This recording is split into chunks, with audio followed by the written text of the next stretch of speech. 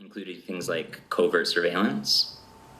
Yes. Yeah, explosive forced entry and breaching. Yes. Mass casualty response. Yes.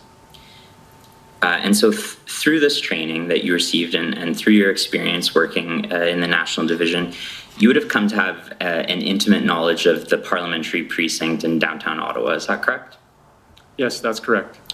And so you knew, for instance, how police would train for and plan for a large-scale demonstration like the convoy. I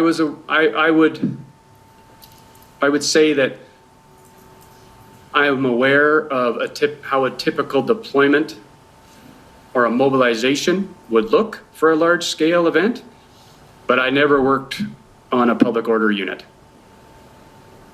Okay, but you would have been familiar with how the ERT would have interacted with various other police forces in Ottawa during an event such as this? Somewhat, yes.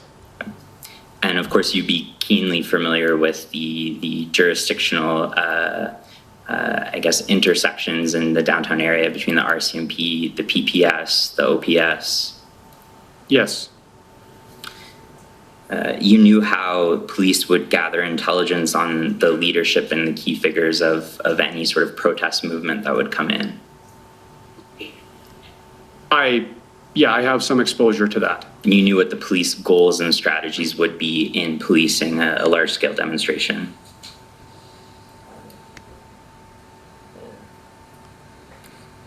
Well, I think it's fairly basic for something such as what happened in Ottawa. Well, maybe not basic is the right term, but it's no surprise to me that people would be surveilled and that they would try and learn who is a person identified as, a face of the convoy.